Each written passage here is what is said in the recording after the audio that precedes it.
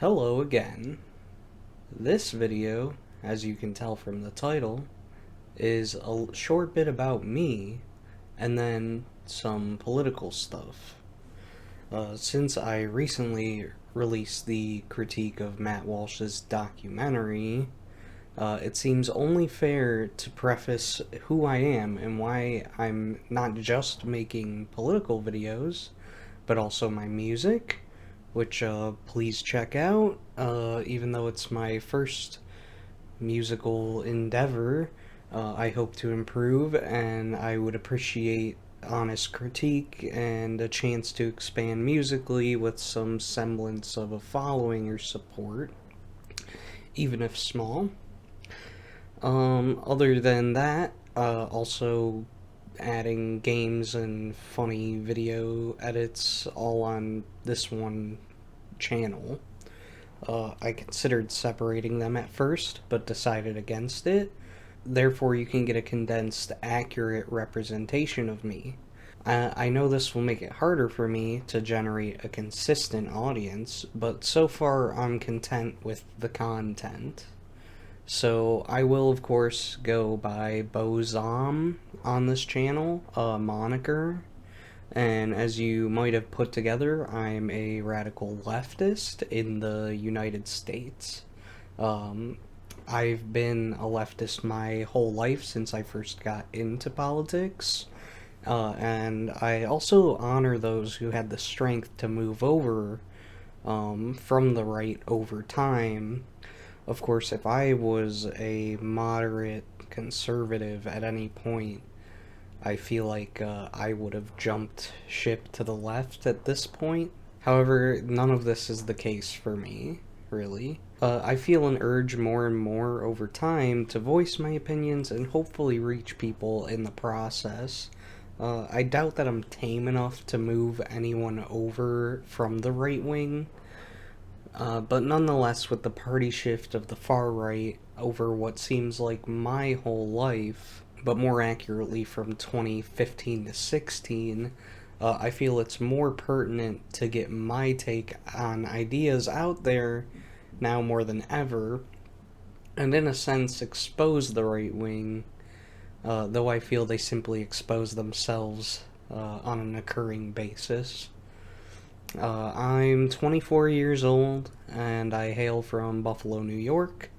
Obviously, we had one of the never-ending mass shootings here recently, and reading the shooter's manifesto, if you can even call it that, to no surprise revealed that he was a fascist, held neo-Nazi talking points, and mostly shared 4chan edgelord racist phrenology memes about non-whites, etc. in his manifesto. No doubt, regardless of his views, the horrific and tragic event was nothing less. It was horrible what happened. So, living in the world, I see the right wing every day, and I'm constantly reminded of their, unhinged actions and rhetoric.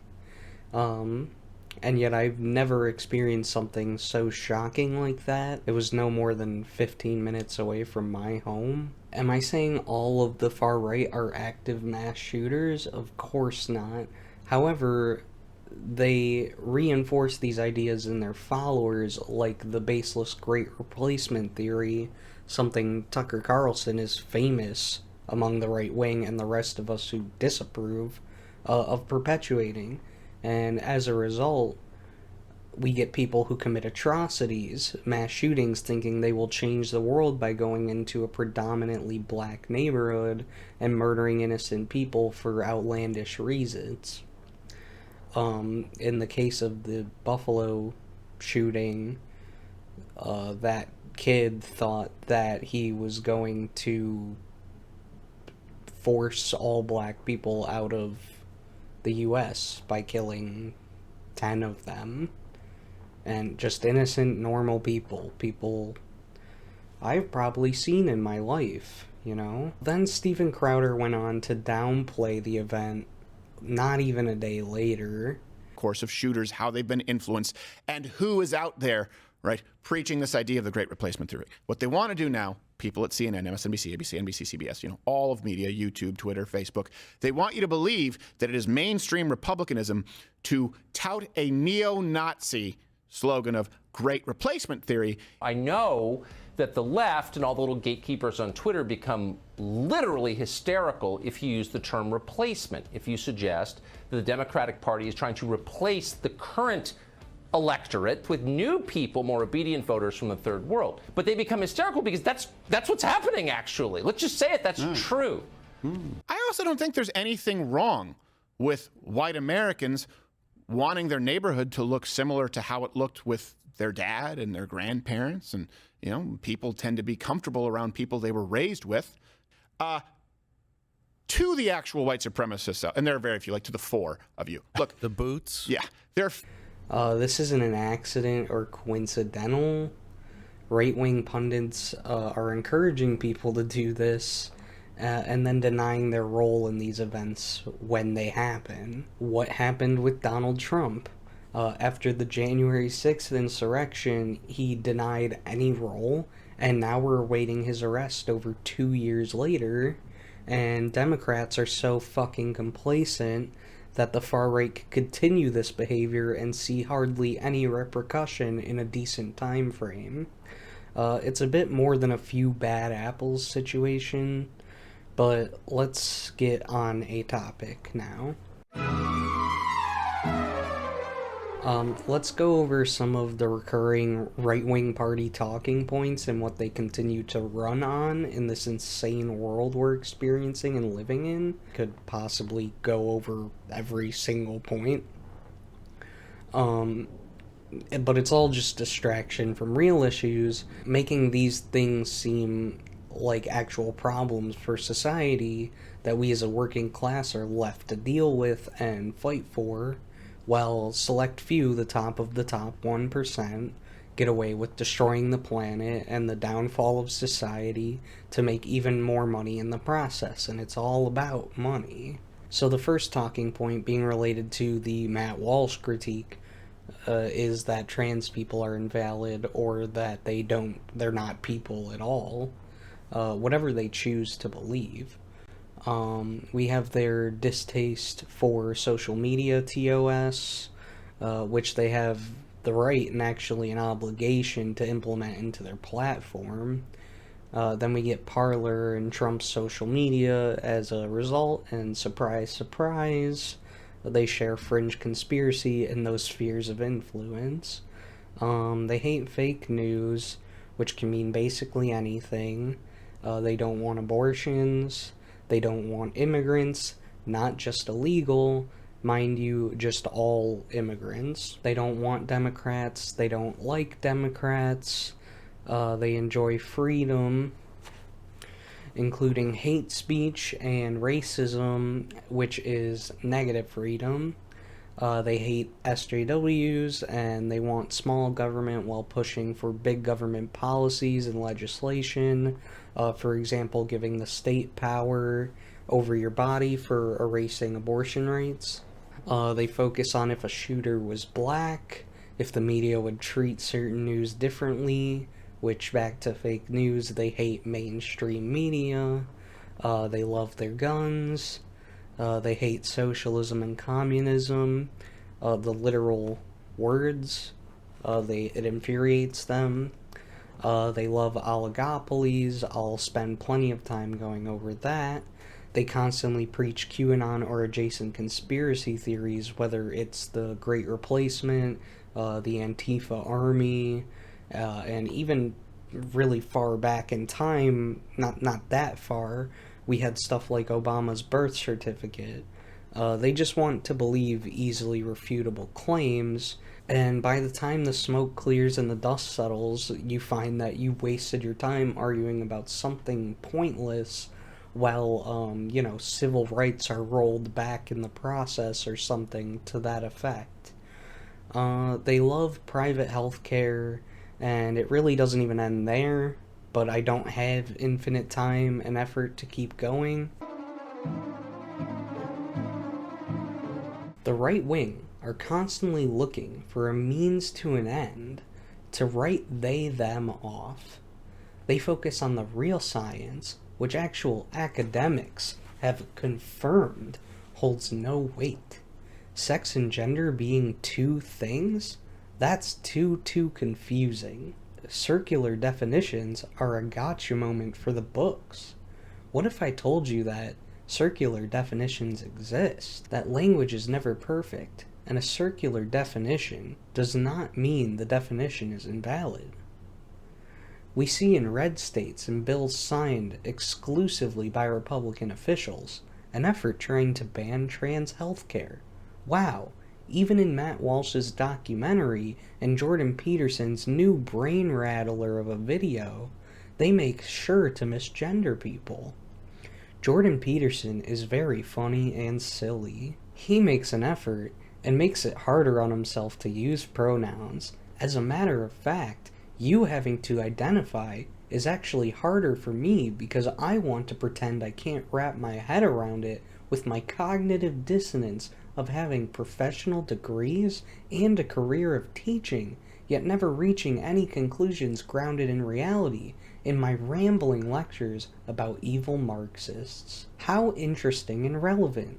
In the 14 Points of Fascism by Umberto Eco, one of the points is having a cognitive dissonance, where your opponent is overwhelmingly strong and will overpower you, and yet so weak they would topple like a house of cards if pushed over. That reminds me of the woke media and the SJWs taking over the world by having a gay or black or trans representation in media. I'd rather play the victim when asked to confirm identities and respect people's pronouns. Jordan Peterson will go to jail for misgendering someone, but putting doctors who perform transition surgeries in jail is actually very smart and not at all relatable.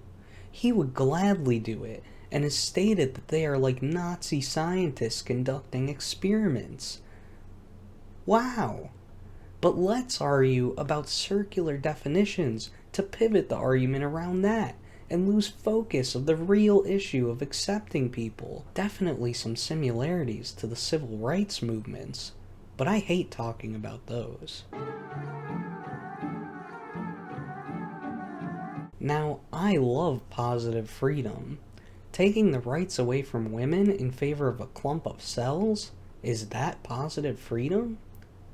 The right loves to compare this to murder, and yet when pushed on it like Charlie Kirk was, he says he has a friend who had an abortion, and I don't know about you, but I don't think I would have that friend if I thought they actually were a murderer. Then there's countless cases of Republicans in office having their mistresses get abortions, or their wife getting abortions while being pro-life. There's a great story about this called "The Only Moral Abortion is My Abortion." Another point being that we have, in the US, a separation of church and state, a freedom of religion, and yet the right wing wants to dissolve that separation and strip that freedom from you, and they've already begun. Around where I live, before I was born, there was a doctor who did abortions and someone walked into his house and shot him dead. My mother told me this story once, and I'll never forget it. The pro-life cult will shoot you dead, and they have such a brain rot that they don't see any conflicting beliefs in there. Amazing. Some people refrain from debating abortion, thinking that there's no way to resolve this issue, that you can't push somebody whose belief is dug in and will never change. But I would gladly do it. I think there's plenty there to debase in this belief. And I don't think you can walk away from the argument looking good, even if you still believe it. And I'm a strong believer in making people look stupid. It's perform. As the right does and should look stupid all the time.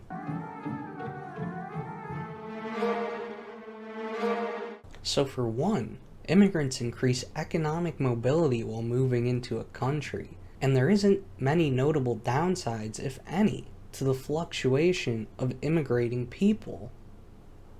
There's no uptick in crime, murders, rape, assaults, drug use, drug distribution, or decrease in jobs or wages for you when immigration happens. Yet Trump ran on the idea that Mexicans bring crime and drugs over the border, and that all Mexicans are criminals and bad. Then we get things like Great Replacement Theory, which is a fringe theory that suggests that Democrats are enlarging their voter base by bringing immigrants into the U.S. The amount of Democrats in the U.S. is much larger than Republicans already, so much so that they in fact had to gerrymander around cities and urban populations just to have a fighting chance for their voter base. We all know the real reason for the Great Replacement Theory is to rile up racists and encourage them that their racist biases are valid. Just like how phrenology needed to make up science to suggest non-white people are genetically inferior. Do I even need to cover this? Well, in a way I do, because Democrats are the lesser evil of the two parties. They are still accountable for the state of our political and economic perils we find ourselves in. I have to start by telling anyone who doesn't know what a leftist is. A leftist is anyone left of a centrist. A centrist is also known as useless. The centrist acts as a diode in a sense. A diode only lets current flow in one way, one direction, in an electrical circuit. You can think of the centrist as the diode itself, the current flowing in one direction as the batshit crazy regressions the right wing wants to make both socially and economically, and the absence of current being the centrist pretending both sides have equal say in the state of their country as it's burning on fire. There's also an analogy for a one-way crank or something. I don't know. That's also accurate too. Democrats are basically more center-right than center-left on a theoretical spectrum. They are more conserved in their economic and social ideals of a society. So a Democrat is not on the left, and you would be hard-pressed to prove it at all. Remember Bernie Sanders? I do. He was a leftist, and they dragged him through the mud, already deciding that this kind of radicalism would actually benefit society. Oh no! The right wing in most other democratic societies is more moderate, meaning more close to the center, and the right wing in America is literally nearing fascism. I will put a graph up to show you what I mean. Now, like I said in my other videos, hyping up Halim al-Ra, this graph has discrepancies and doesn't truly completely account for the real-world scenarios of real-world governments. But for the sake of the point I'm making, this works just fine and is not inaccurate. So let's have a look. See where the Nazis are? See where the Republican Party is? See where the Democrats are? Wowzers, look at that! They all fall within the top right corner, and some further than others. If I have to explain to you why the Nazis are bad, I would suggest clicking off this video and watching another one at this point. Look where a leftist might fall on the graph. It's almost as if they're trying to get as far away from Nazism as possible. Amazing! And leftists truly express the maximization of positive freedom and expression in a government. Now, there are multitudes of what a leftist society can look like, and I can't cover all of them. However, we were talking about Democrats. Now, why do Republicans hate Democrats? That's easy. It's because they are told to hate them. I was never explicitly told to hate Republicans, and I'm not saying there isn't media platforms out there running on that policy. And hey, good for them. But furthermore than just being told to hate Democrats, the right actually believes they are in fact on the left. This is why you're called a Brandon fan for not loving fascism. Neat, right?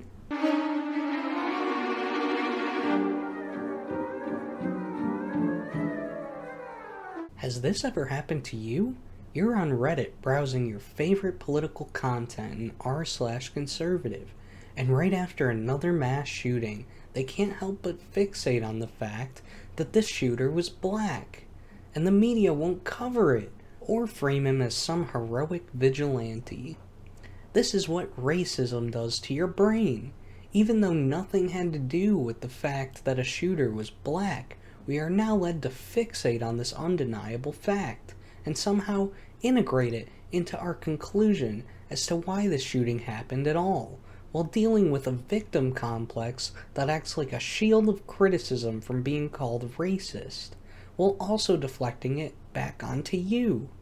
Now you're the racist, and are in the spotlight to prove your innocence. But wait, before you can even say anything, you're banned from the whole subreddit for being different. No time to draw a correlation of this to racism in general, by the way. Darn, and that was the only post that wasn't flagged users only that day. I didn't even have time to engage in the big tech conspiracy that terms of service is actually what fascism looks like.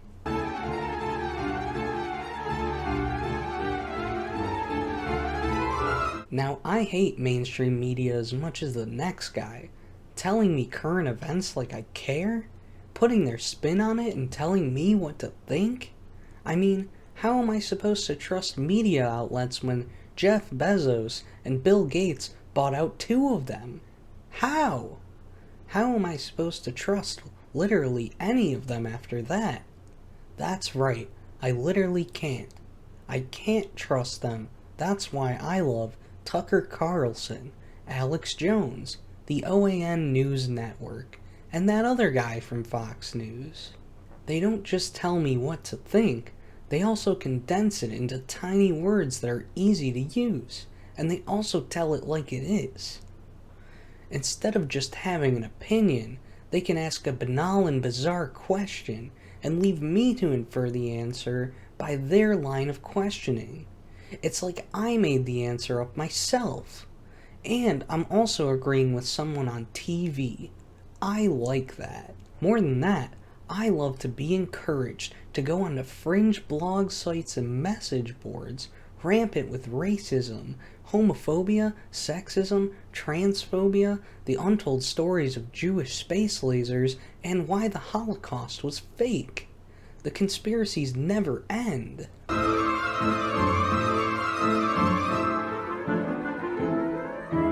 Now this is something I can get behind.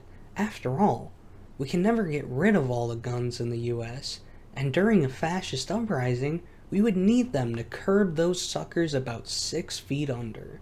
Gun violence isn't a gun issue, it's a mental health crisis. And what better way than giving reasonable and affordable access to public health care and finally dropping those $300+ ambulance rides to my $1,000 a night hospital room.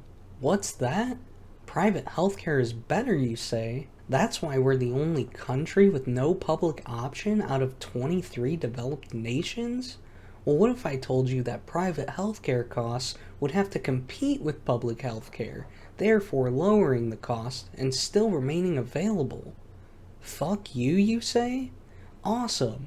I guess we'll never know what that looks like except through the screen of our phones and computers as we fall behind every other developed nation in the world, financially and in health.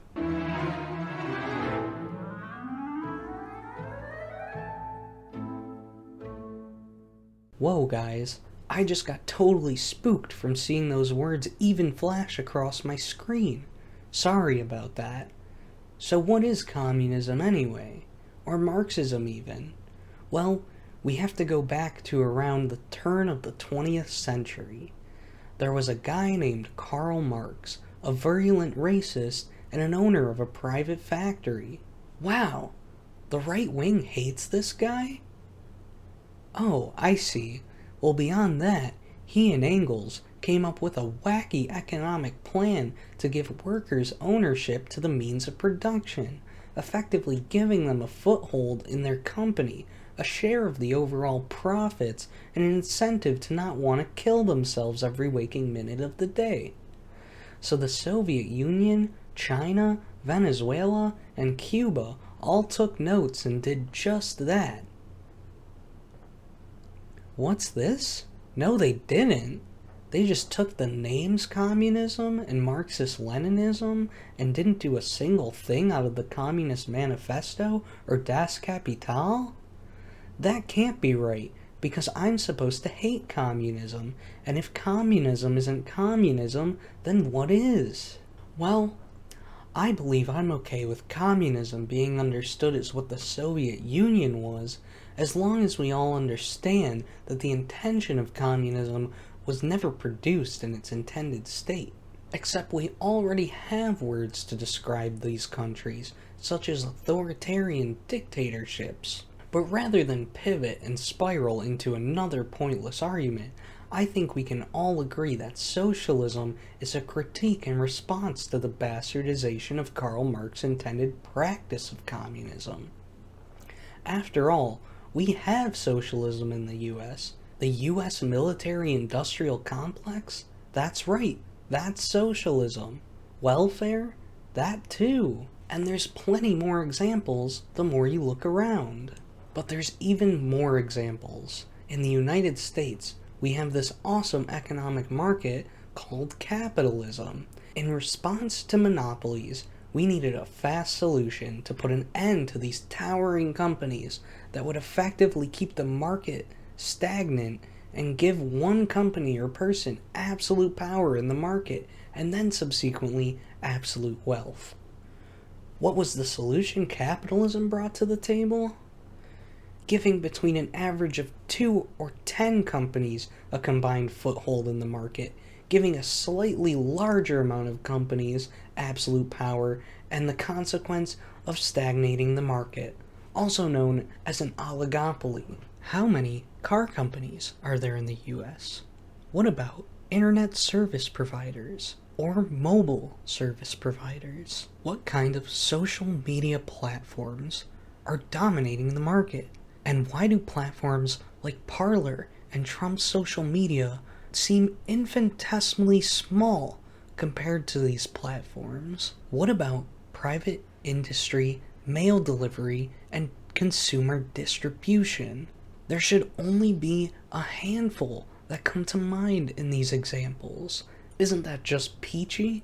Now you have the illusion of choice to pick between an iPhone, an Android, or even a Google phone to capture the downfall and disintegration of what was once a great nation.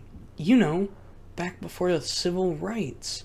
So, instead of not being able to pay your insane insurance rates or hospital bills, all your living expenses, and dying on the street because you weren't unfathomably lucky to work 350 times harder than a CEO or a company does, since productivity is a one-to-one positive correlation to your worth in society, socialism came up with a solution by preaching ownership at your workplace, giving you a cut of the profits as per your productivity, and also decommodifying basic human needs like healthcare and insurance, so if you quit or get fired from a job, you don't get all your possessions repossessed and end up dying in a gutter on the street for your last horrific moments of life. Now, why would I support these things, among not going into inescapable debt for learning something at college, or being born rich in order to have some semblance of a good life? Was it to piss off conservatives and make them froth at the mouth? Or was it to achieve a better life for myself, everyone else, including conservatives? I'll let you decide.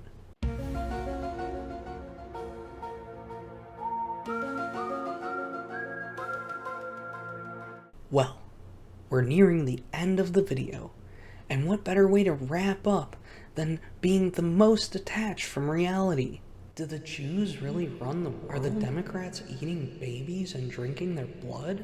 Remaining young forever with adrenochrome? Are the frogs really turning gay? And are psychic vampires consuming the universe as we speak? Is Hunter Biden's laptop going to expose the Democrats once and for all? Is Bill Gates adding another tracker to your being in case you don't have your phone on you with the 5G COVID chip made by Intel? Is anything Marjorie Taylor Greene says actually worth listening to? Is the earth flat? Are we being replaced by immigrants and non-whites? Are teachers making my kids super gay? Science is a liar sometimes? Are video games and godless children to blame for school shootings? Was 9/11 staged with a projector? Is the moon fake? Is Russia actually really cool and forced to go to war because Ukraine is Nazis?